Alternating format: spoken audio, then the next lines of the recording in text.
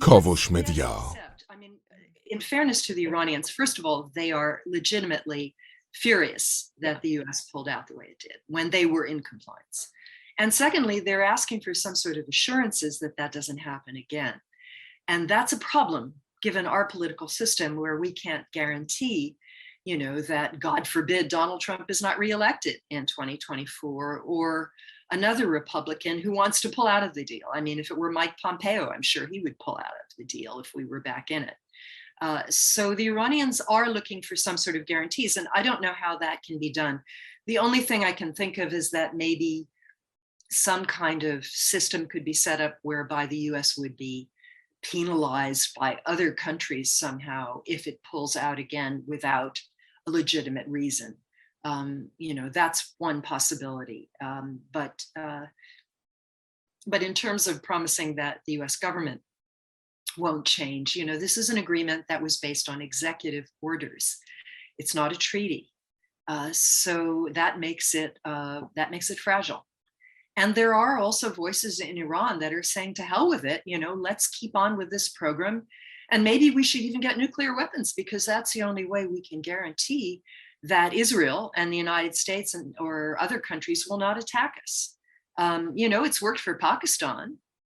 Why shouldn't it work? It's worked for Israel. Why shouldn't it work for Iran? You know? I mean, Iran is a member of the Nuclear Non-Proliferation Treaty, so it would have to withdraw from that treaty first if it were going to go down that route. And of course, there would be the possibility of military action. The Israelis certainly have made no secret of their willingness to do that, although I think they would need help from the United States in that event. But we could continue this sort of colossal game of chicken.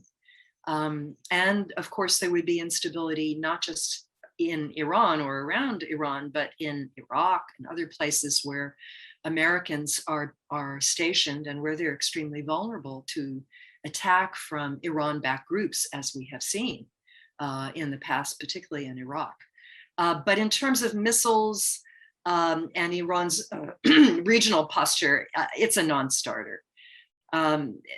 This is how Iran defends itself in the absence of being a nuclear weapons state. It's through its missiles and through its relationships with groups like Hezbollah and militias in Iraq. And that's how it deters attacks on its homeland. So it's not going to give that up. What it might do is engage in some conversations with regional partners on confidence building measures. But if you look at unilateral US sanctions, North Korea, Cuba, Venezuela, I mean, it never works. These countries do not change. Well, one other small exception, maybe Libya. Yeah.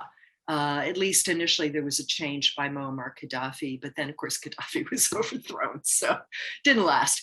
But by and large, it doesn't work. It embitters people. It causes real harm. I mean, in Iraq in the 90s, 500,000 children died from starvation and from preventable childhood illnesses because of sanctions. You know, I mean, why? How is that supposed to? So I really think that sanctions, I've called them sadism masquerading as foreign policy. I think they're terrible. And I really wish we could just get rid of almost all of them. Iran now has a land bridge all the way through to Lebanon. It has the Shia Crescent that King Abdullah of Jordan warned about years ago. And so as long as it has a good relationship with Assad, it can move its people and weapons and whatnot through Iraq and then through Syria and then directly into Lebanon. So it's very valuable real estate. I think the other thing is that Iran hopes to eventually get a piece of the reconstruction of Syria. I mean, at some point, most likely the international community will give up on regime change in Syria, since Assad has survived all of this horribleness for the last decade. And Syria will be back in the Arab League, and the sanctions, a lot of them will be lifted. And Iran hopes to benefit from that, hopes that, you know, that Syria will have money again that it can spend on reconstruction. could you comment a bit about that? Do you see Iran acting like other states, or do you think there's something special about its foreign policy? Well, Iran is the biggest country in the region, and it was an empire, and it has a certain sense of itself. And the Saudis, certainly, with their horrible war in Yemen, their blockading of Qatar, their kidnapping, or not kidnapping, but assassination of Jamal Khashoggi, luring him to the consulate in Istanbul and then chopping him up, putting Saudi businessmen in the Ritz-Carlton Hotel, trying to hold the prime minister of Lebanon as a hostage. I mean, nobody's hands are clean in that part of the world. It's just that some countries have traditionally been allied with the United States, so they get more of a pass than Iran does. It drives me crazy, you know, the countries like the Emirates, which have bought support in Washington, have just dumped money on lobby groups and think tanks and whatnot in DC, and so it has bought support, but it is a repressive little country. And there's just a story recently that they've been hiring US cyber experts to go after their opponents and get hacking tools and whatnot, you know, but they get a pass, right? They get a pass because they have bought and paid for much of Washington, D.C. It's very unfortunate, but the Houthis have plenty. I don't know that they need support from Iran anymore. They probably already learned how to make these rockets and whatnot on their own. But it's another example of a huge miscalculation on the part of one of Iran's rivals, in this case, Mohammed bin Salman.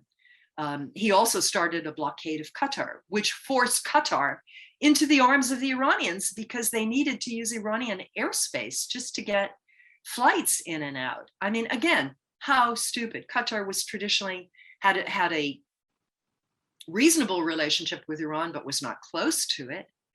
And now Qatar is closer to Iran as a result of that very, very stupid blockade. So, you know, if the rest of the world keeps making these terrible strategic blunders, we can't expect Iran just to sit there and not profit. That's what they do. The other thing, surprisingly, Americans don't know, there was a poll taken recently, and something like 60% of Americans think Iran has nuclear weapons, and it doesn't. Israel has nuclear weapons, and most Americans don't seem to know that, but Iran doesn't. I think also most Americans don't understand they know the things Iran has done to us. They know about the hostage crisis, many, but they don't know that the US overthrew the Iranian Prime Minister Mossadegh in 1953 and put the Shah back on the throne. They don't know that the US supported Iraq during the Iran-Iraq War, you know, which killed 250,000 Iranians. آنچه در مورد ما میگویند